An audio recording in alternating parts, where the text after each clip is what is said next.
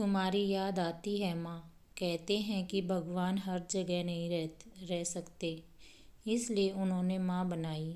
माँ जो हमें जन्म देती है, माँ जो हर पल हमारे पास हमारे साथ रहती है, माँ जो बिन कहे ही हमारी सारी बात समझ जाती है।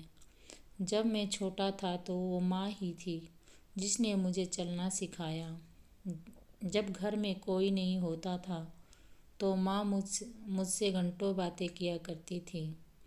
समझ तो कुछ नहीं आता था, लेकिन माँ की आवाज़ सुन के अच्छा लगता था। मुझे कुछ बोलना तो नहीं आता था, लेकिन माँ की हर बात का जवाब देने के लिए मैं हंस दिया करता था। धीरे धीरे मैं बड़ा हो रहा था। माँ की उंगली पकड़ के मैंने चलना सीखा। मेरी माँ ही मेरी सब कुछ थी। मेरा पहला दोस्त, मेरा भाई, मेरी बहन, सब कुछ मेरी माँ थी। जब मैं कभी शैतानियाँ करता तो मेरी शैतानियों से परेशान होके माँ मुझे मार भी देती थी।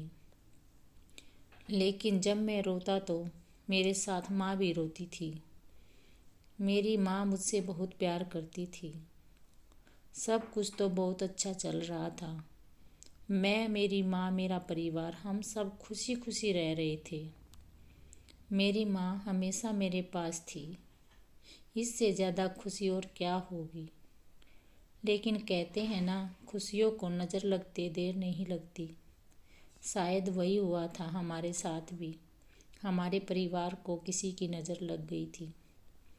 मुझे याद है वो दिन जब मैंने अपनी माँ को दर्द से तड़पते देखा था। अपने सामने उनकी सांसों को थमते देखा था। मैं बस यही चाहता था कि भगवान आज मेरी सांसें ले ले, पर मेरी माँ को बचा ले। लेकिन होने को कौन टाल सकता है, जाने वाले को कौन रोक सकता है।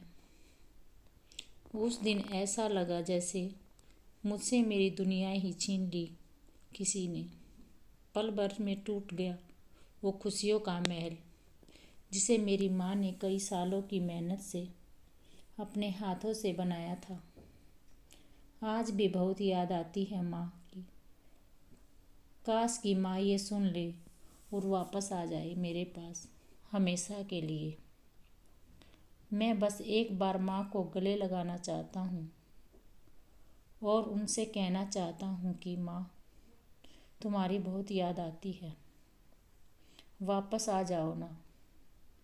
माँ के बिना तो मेरी शर्ट भी नहीं मिलती थी घर में, फिर खुशियाँ कहाँ से मिलेंगी ज़िंदगी में।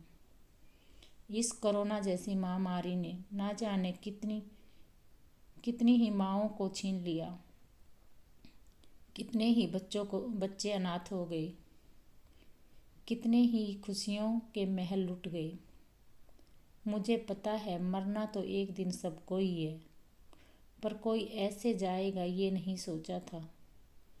काश ये सब हुआ ही ना होता।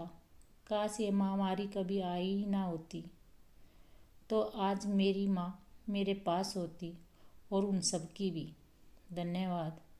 अगर आपको ये कहानी अच्छी लगी तो इसे लाइक करें, शेयर करें और चैनल को सब्सक्राइब करना ना भूलें अच्छी अच्छी कहानी पाने के लिए।